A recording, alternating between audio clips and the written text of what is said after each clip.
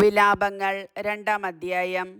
ഇതാ, കർത്താവ് തൻ്റെ കോപത്തിൽ സിയോൻ പുത്രിയെ മേഘം കൊണ്ട് മൂടിയിരിക്കുന്നു.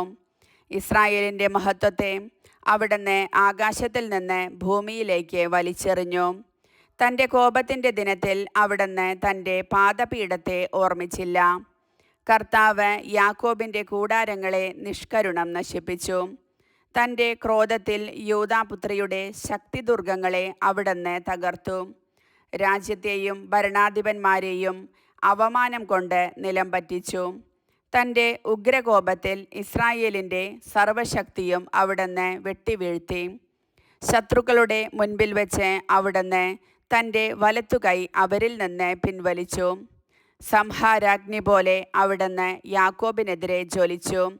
ശത്രുവിനെ പോലെ അവിടുന്ന് വില്ലുകുലച്ചു. വൈരിയെ പോലെ അവിടുത്തെ വലത്തുകൈയിൽ അമ്പെടുത്തു. സിയോൻ പുത്രിയുടെ കൂടാരത്തിൽ നമ്മുടെ കണ്ണുകൾക്ക് അഭിമാനം പകർന്ന എല്ലാവരെയും അവിടുന്ന് വധിച്ചു. അവിടുന്ന് അഗ്നി പോലെ ക്രോധം ചൊരിഞ്ഞു. കർത്താവ് ശത്രുവിനെ പോലെയായി. അവിടുന്ന് ഇസ്രായേലിനെ നശിപ്പിച്ചു. അതിൻ്റെ കൊട്ടാരങ്ങളെല്ലാം അവിടുന്ന് തകർത്തു. അതിൻ്റെ ശക്തിദുർഗങ്ങൾ നാശകൂമ്പാരമായി.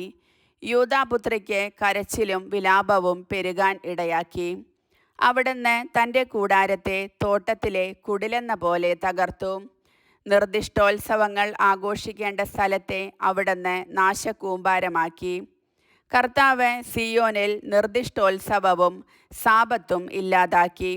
തൻ്റെ ഉഗ്രമായ രോഷത്തിൽ രാജാവിനെയും പുരോഹിതനെയും വെറുത്തു. കർത്താവ് തൻ്റെ ബലിപീഠത്തെ വെറുത്തു തള്ളി.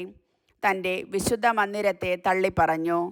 അവളുടെ കൊട്ടാരങ്ങളുടെ മതിലുകളെ ശത്രുകരങ്ങളിൽ ഏൽപ്പിച്ചു കൊടുത്തു.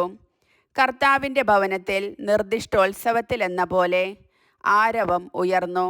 സിയോൻ പുത്രിയുടെ മതിലുകൾ നശിപ്പിക്കാൻ കർത്താവ് ഉറച്ചു. അതിനെ അവിടുന്ന് അളവുനൂൽ കൊണ്ട് അടയാളപ്പെടുത്തി. അതിനെ നശിപ്പിക്കുന്നതിൽ നിന്ന് തൻ്റെ കരത്തെ അവിടുന്ന് തടഞ്ഞില്ല. കോട്ടയും മതിലും വിലപിക്കാനിടയാക്കി. അവ രണ്ടും ഒപ്പം തളർന്നുപോയി. അവളുടെ കവാടങ്ങൾ ധൂളിയിലമർന്നു. അവിടുന്ന് അവളുടെ ഓടാമ്പലുകളെ ഒടിച്ചു തകർത്തു. അവളുടെ രാജാവും പ്രഭുക്കന്മാരും ജനതകളുടെ ഇടയിലായി. നിയമം ഇല്ലാതായി. അവളുടെ പ്രവാചകന്മാർക്ക് കർത്താവിൽ നിന്ന് ദർശനം ലഭിക്കുന്നില്ല. സിയോൻ പുത്രിയുടെ ശ്രേഷ്ഠന്മാർ മൂകരായി നിലത്തിരിക്കുന്നു. അവർ തങ്ങളുടെ തലയിൽ പൂഴി വിതറി. അവർ ചാക്കൊടുത്തു.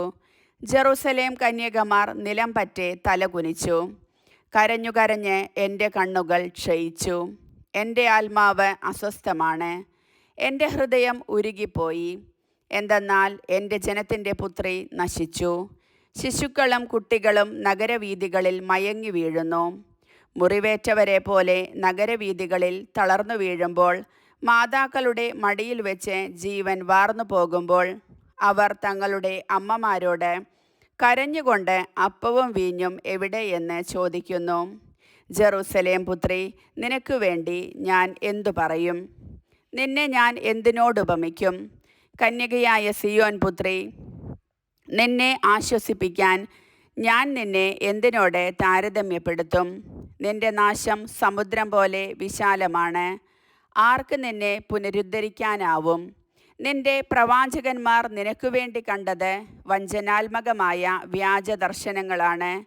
നിന്റെ ഐശ്വര്യം പുനഃസ്ഥാപിക്കാൻ വേണ്ടി നിന്റെ അകൃത്യങ്ങൾ അവർ മറനീക്കി കാണിച്ചില്ല.